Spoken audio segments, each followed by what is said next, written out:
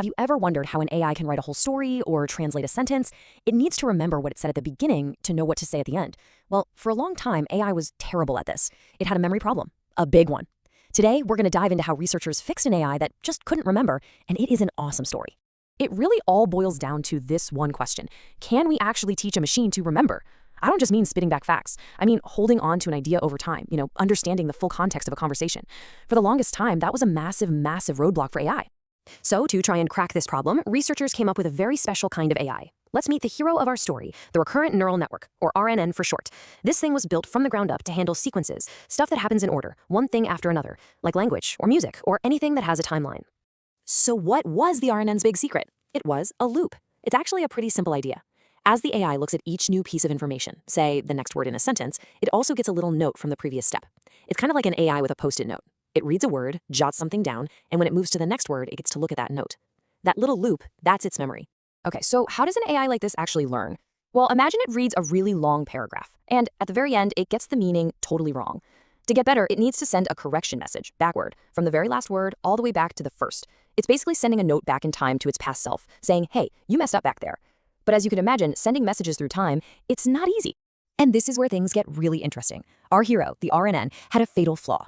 This whole process of sending messages back in time was plagued by two huge glitches. The technical names are the vanishing and exploding gradient problems, but a much better way to think of them is as a whisper and a scream. So on one hand, you have the vanishing gradient. The correction message starts out loud and clear, but as it travels back, step by step, it just gets quieter and quieter until it's barely a whisper. By the time it gets to where the mistake actually started, the message is gone. The AI has no clue how to fix itself. Then you have the total opposite, the exploding gradient. Here, the message gets louder at every step until it's this distorted, deafening scream of pure chaos.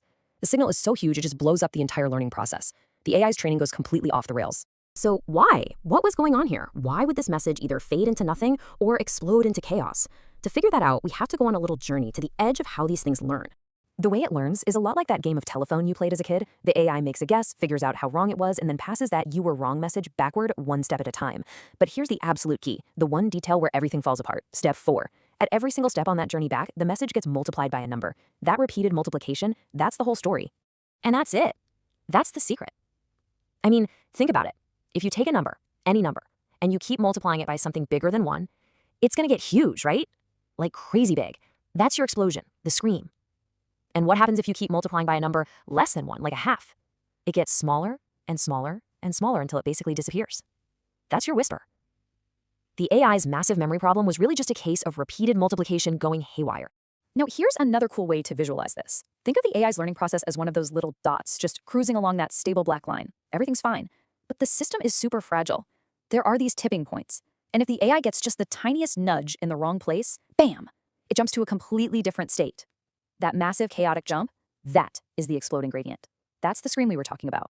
The researchers who figured this out used this fantastic line in their paper. Now, stick with me here. They said, the error surface has a steep wall perpendicular to the gradient. Okay, what does that mean? An error surface is just a map of how wrong the AI is. The AI's whole job is to walk downhill on that map until it finds the lowest point, which is the right answer. So this quote is telling us that somewhere on that map, there's a giant cliff. And this visualizes that cliff perfectly. Look at this. Our little AI is just walking along the nice, gentle slope of the valley, making tiny, smart adjustments. Everything is going great. Then, all of a sudden, it hits this wall. The correction message it calculates right at that spot is so unbelievably massive, it tells the AI to take one gigantic leap. It literally throws itself off the cliff into some totally random part of the map, completely undoing all of its hard work. That right there is the exploding gradient in action. So you've got this AI that keeps wandering up to cliffs and flinging itself off. Sounds pretty bad, right?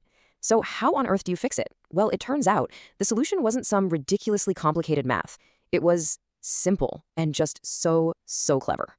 Here was the big aha moment. When that AI is standing at the edge of the cliff, the direction it's being told to go, which is down the cliff face, is actually the right direction. The problem isn't the direction, it's the absolutely insane size of the jump it's trying to make. The message is screaming the right advice just way too loudly. So they invented a fix called gradient clipping, and it's as easy as it sounds. You just cap the volume. As that correction message travels back in time, the AI takes a quick look at how big it is. If it's a scream, if it's louder than some reasonable limit you set, the AI just says, whoa, too loud, and it turns the volume down to that limit. It keeps the direction, the important part, but just caps the size. And that's it. Problem solved. No more jumping off cliffs. Now, of course, that only solves the scream of problem. What about the whisper? Well, for that, they used another technique, something called a regularizer. You can think of it as a rule that kind of encourages the AI to speak up a bit, you know? It nudges the network to keep the correction messages at a nice, consistent volume, so they don't just fade away over long distances. Okay, so we've got these two really elegant ideas. One for the scream, one for the whisper. It all sounds great on paper, but, the real question is always, does it actually work in the real world? It was time to put it to the test. And wow, did it work. I mean, just look at this graph. This shows a really hard memory test. See all those lines at the bottom that just crash and burn? Those are the old methods. As the problem gets harder and requires remembering things for longer, they just completely fail. But that one beautiful line at the very top, the one that's just a flat line at 100%, that's the new method. The AI could now remember things perfectly, even over super long sequences. And this wasn't just some abstract test. They threw this at real-world stuff, like predicting the next note in a song or the next letter in a sentence. The numbers you see here are the error rate, so lower is always better. And in every single case, the new method, which is just the old method plus clipping, did better. It learned more and it learned faster. So just how big of a deal was this? Well, before this fix, these AI models would totally fall apart on memory tasks that were longer than, say, 20 steps. Afterwards, they could handle sequences of 200 steps, maybe even more. That is a more than 10 times increase in memory. That's not just an improvement, that's a total game changer. And this is why this old paper matters so much today. Seriously, think about the AI you use every day. Google Translates, large language models, even the autocorrect on your phone. Their ability to understand language is built on this fundamental breakthrough. By fixing the AI's broken memory, this discovery from 2012 helped unlock the door to the AI revolution that we are all living through right now. So, a simple, incredibly clever fix for a chaotic problem ended up unleashing a world of potential. The whisper was turned up, the scream was turned down, and for the first time, AI had a stable, reliable memory. It could finally learn from its own long-term history. Which, of course, leaves us with one giant question. Now that we've finally taught it how to remember, what should we teach it to do next?